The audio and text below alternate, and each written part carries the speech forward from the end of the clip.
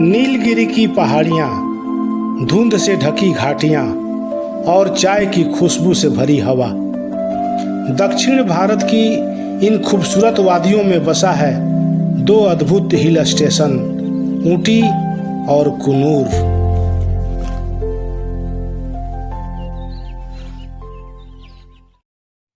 इस यादगार सफ़र की शुरुआत हुई 27 फरवरी से, जब हम पति पत्नी एयर इंडिया की फ़्लाइट से बेंगलुरु पहुँचे। कुछ दिन बाद 7 मार्च की सुबह पूरा परिवार एक रोमांचक रोड ट्रिप के लिए तैयार था। जैसे ही हमने बेंगलुरु से सफ़र शुरू किया, शहर की रफ्तार धीरे धीरे पीछे छूटने लगी और हम पहुंच गए बेंगलुरु मैसूर एक्सप्रेसवे पर। हम गुजर रहे थे रामनगर की पहाड़ियों के बीच से। हर मोड़ पर एक नई तस्वीर, हर नज़ारा पहले से ज़्यादा खूबसूरत। और ये वही रामनगर की पहाड़ियाँ हैं जहाँ प्रसिद्ध फिल्म शोले की शूटिंग हुई थी। हम भारतीय सिनेमा के इतिहास से होकर गुजर रहे थे।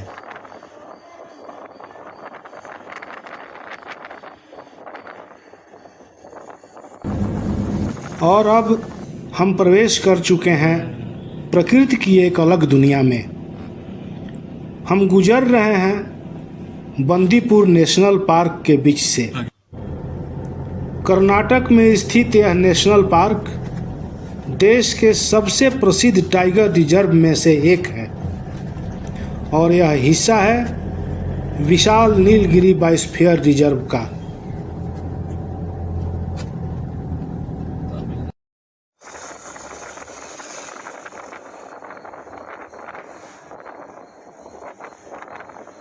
हम प्रवेश कर चुके हैं तमिलनाडु की सीमा में। जैसे जैसे हम दक्षिण की तरफ बढ़ रहे हैं, जंगल की हरियाली और भी घनी होती जा रही है।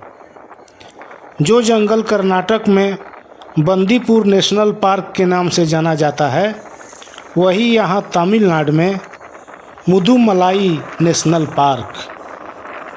चारों तरफ घने जंगल, ऊंचे ऊंचे पेड़ और एक अजीब सी शांति। यहाँ हर मोड़ पर उम्मीद होती है किसी जंगली जानवर की एक झलक मिलने की। यही इस जंगल की पहचान है। इस रास्ते से गुजरना सिर्फ एक सफ़र नहीं, बल्कि प्रकृति के बेहद करीब होने का एहसास है।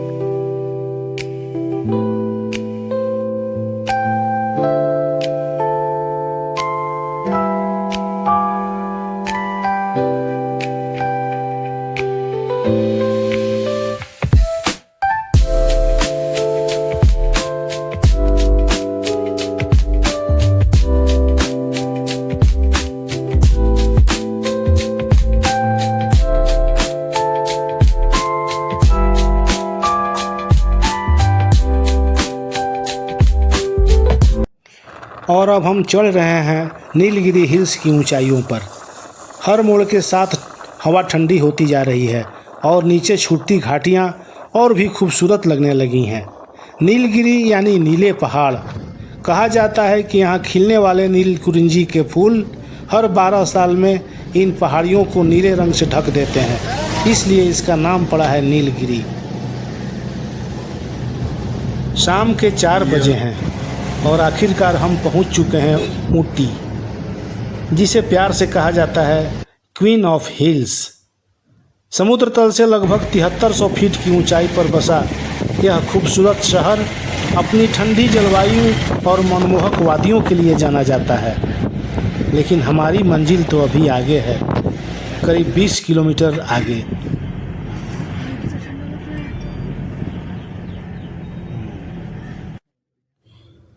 लंबे सफ़र के बाद आखिरकार हम पहुंच चुके हैं अपनी मंजिल पर।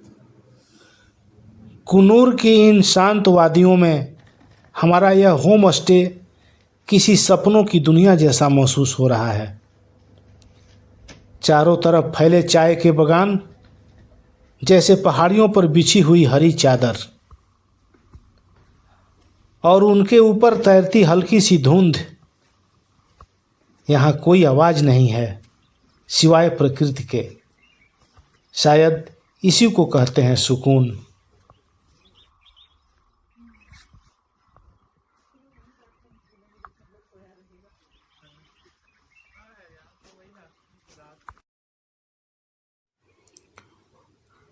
सुबह की पहली किरण के साथ कुन्नूर की वादियाँ जैसे धीरे धीरे जाग रही हैं। पहाड़ों के बीच उगता हुआ सूरज आसमान को सुनहरे रंगों से भर रहा है। ये शांत वादियाँ सुबह की हल्की धुंध में और भी रहस्यमयी लग रही हैं। यहाँ कोई शोर नहीं, एक ऐसी खामोशी जो दिल को सुकून दे जाए, और एक ऐसा नज़ारा जो हमेशा के लिए यादों में बस जाए। सुबह की खूबसूरत शुरुआत के बाद हम जल्दी जल्दी तैयार होकर निकल पड़े हैं कुन्नूर की वादियों की ओर। आज का पूरा दिन बस इसी खूबसूरत शहर को महसूस करने के नाम। हर मोड़ पर नए नज़ारे, हर रास्ते पर नई कहानी, और इस सफ़र की शुरुआत हम कर रहे हैं चाय के हरे भरे बगानों से।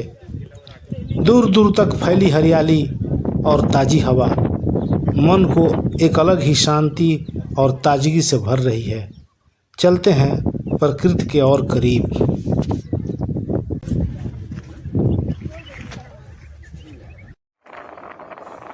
चाय के बगानों की सैर के बाद हम निकल पड़े हैं डॉल्फिन नोज की तरफ। यह कुन्नूर का प्रसिद्ध व्यू पॉइंट है, जहां से दूर दूर तक फैली घाटियां और बादलों के बीच खोती पहाड़ियां दिखाई देती हैं। कुछ देर यहाँ रुककर हम आगे बढ़ जाते हैं डोडा बेटा पीक की ओर, और तभी अचानक सड़क किनारे एक विशाल वायसन नज़र आता है।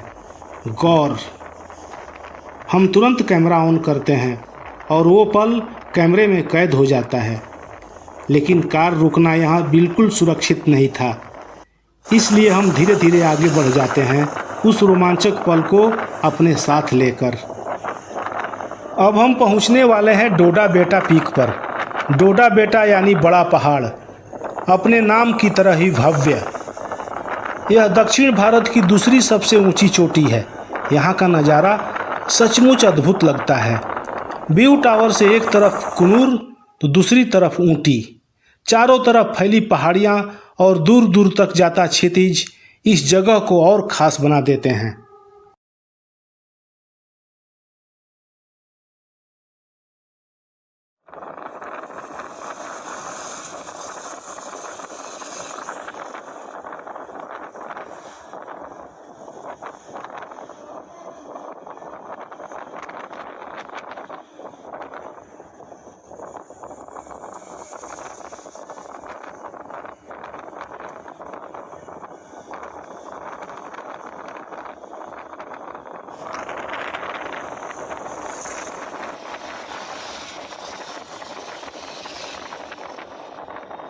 डोडा बेटा पीक से नीचे उतरते उतरते अब भूख भी महसूस होने लगी है।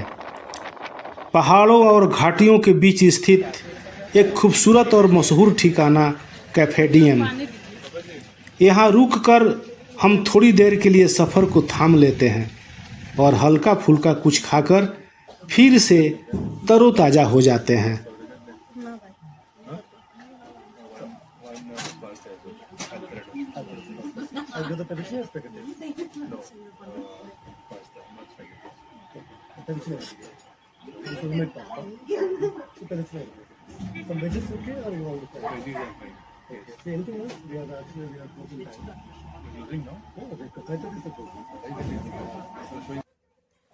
शाम होने से पहले ही हम अपने होम स्टे लौट आते हैं।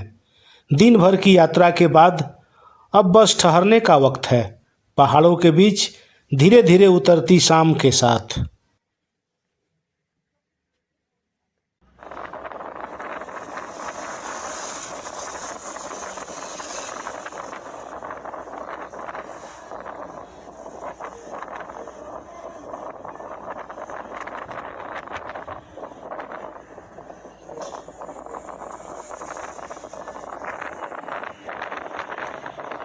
आज हम घूम रहे हैं Ooty, queen of hill stations, और शुरुआत करते हैं चाय की एक फैक्ट्री से।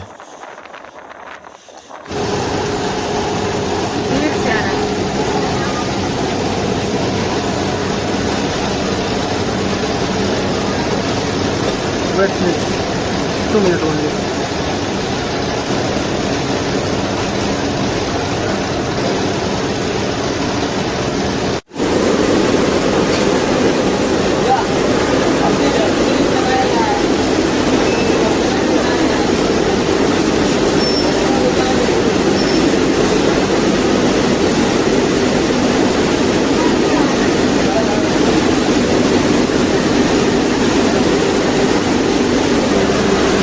ताज़ी हरी पत्तियों को चुनने से लेकर उन्हें प्रोसेस कर खुशबूदार चाय में बदलने की पूरी प्रक्रिया करीब से देखने को मिलती है।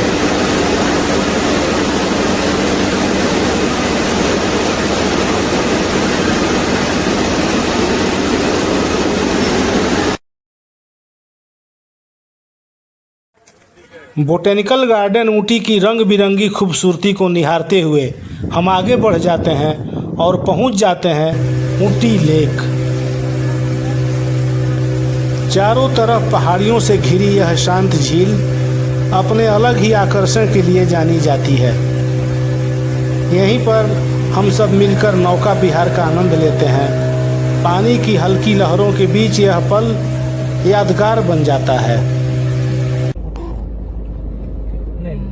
थोड़ा डाउन में फॉल्स। शाम ढलते ढलते हम घाटियों और पहाड़ों के बीच से अपने होम स्टे की ओर लौट पड़ते हैं। रास्ते में हमारा ड्राइवर दूर पहाड़ की ओर इशारा करता है और बताता है कि इसकी बनावट कुछ ऐसी है जैसे कोई सोई हुई महिला, इसीलिए इसे कहा जाता है स्लीपिंग लेडी हिल। प्रकृति की अनोखी कलाकारी। कल सुबह हमें वापस लौटना है और यह इस सफ़र की आखिरी रात है। सोने से पहले मैं होम स्टे की छोटी सी लाइब्रेरी से एक किताब उठाता हूँ और फायर बॉक्स के सामने बैठ जाता हूँ। पन्ने खुलते हैं लेकिन मन कहीं और भटक रहा है। इन वादियों में, इन पहाड़ों में, चाय के बगानों की उस हरियाली में। शायद पढ़ना आज ज़रूरी नहीं, क्योंकि आज मैं इन पलों को यादों में समेट रहा हूँ।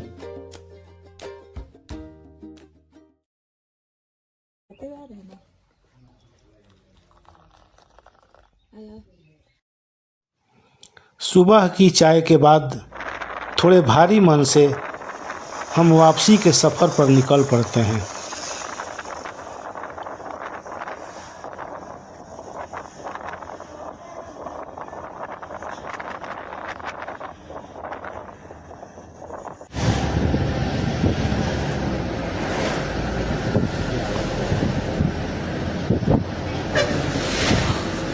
ऊटी से नीचे उतरते हुए हम पहुंचते हैं पाइन फॉरेस्ट ऊटी में। ऊंचे ऊंचे पाइन के हजारों पेड़ सीधे आसमान को छूते हुए और उनके बीच बसी एक शांत प्राकृतिक झील। कुछ पल यहाँ रुक कर हम इस अनोखे माहौल को महसूस करते हैं। कल पापा देखे अब बढ़ते जा रहा है ये। कहाँ से लेते पूरा फट रहा है। कब सिलेंगे ये कुछ नहीं हुआ देखो। फिर आगे बढ़ते हैं, लेकिन रास्ते में आती पायकारा वाटरफॉल की खूबसूरती हमें एक बार फिर ठहरने पर मजबूर कर देती है। गिरता हुआ पानी और आसपास की हरियाली इस सफ़र को एक बार फिर यादगार बना देती है।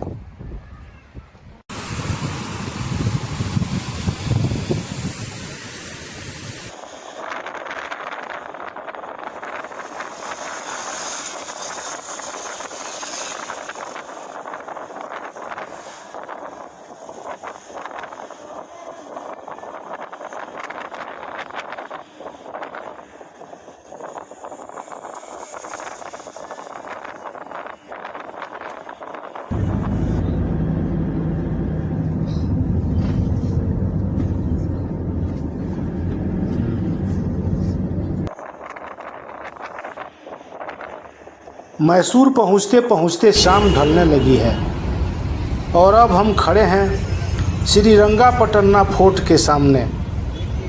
भारत के महान शासक टीपू सुल्तान का यह किला कभी दक्षिण भारत की सत्ता का केंद्र हुआ करता था। समय की कमी के कारण हम इसके भीतर नहीं जा रहे हैं, इसलिए बाहर से ही एक नज़र डालकर हम बेंगलुरु की तरफ आगे बढ़ जाते हैं।